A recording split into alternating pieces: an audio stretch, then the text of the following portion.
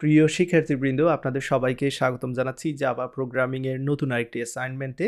আশা করি আপনারা আগের অ্যাসাইনমেন্টগুলো করে নিচ্ছেন এবং অ্যাসাইনমেন্টগুলো খুব এনজয় করছেন।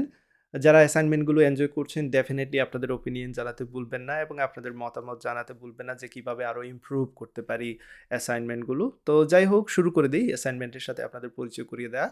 এখানে দেখতে পাচ্ছেন একটি গিটহাব রিপোজিটরির লিঙ্ক রয়েছে। অবশ্যই এই লিঙ্কটি আমি কপি করে ডেসক্রিপশনে দিয়ে দেবো, যাতে করে খুব সহজেই আপনারা এই জায়গায় চলে আসতে পারেন অ্যাসাইনমেন্টের জায়গায়।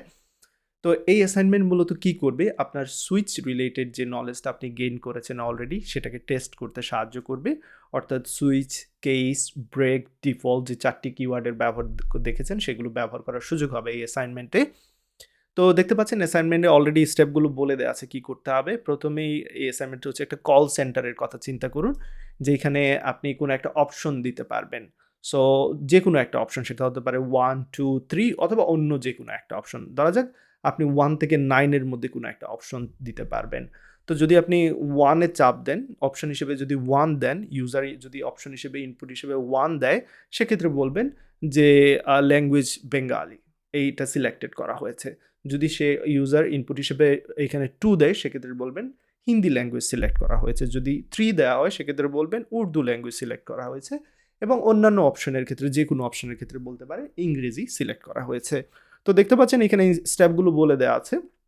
প্রথমে ইউজারের কাছ থেকে অপশন ইনপুট নিতে হবে, দেন সুইচ, কেস, ব্রেক এবং ডিফল্ট ব্যবহার করে কি করতে হবে, এই জিনিসগুলো এমনভাবে হ্যান্ডেল করতে হবে যে কেউ যদি ইউজার ইনপুট হিসেবে 1 দেয় সেটা বেঙ্গালি দেখাবে, 2 দিলে সেটা বলবে সিলেক্টেড ল্যাঙ্গুয়েজ ইজ হিন্দি, 3 দিয়ে দিলে সেটা হবে selected language in Urdu and then অন্য যে কোনো অপশনের ক্ষেত্রে বলবে যে সিলেক্টেড ল্যাঙ্গুয়েজ ইজ ইংলিশ। আশা করি অ্যাসাইনমেন্ট আপনারা অবশ্যই করতে পারবেন, আমার ভরসা আছে আপনাদের উপর। কারণ যারা হার্ডওয়ার্ক করে তারা ডেফিনেটলি যে কোনো ধরনের প্রবলেম সলভ করতে পারবে। হয়তোবা একটু সময় লাগবে, বাট ফ্রাস্ট্রেটেড হওয়ার কোনো কিছু নেই। আমাদের সবারই প্রায় সময় লাগে। শুরুর দিকে আমরা সবাই ছোট ছোট বিষয়গুলোর জন্যই অনেক সময় স্পেন্ড করি।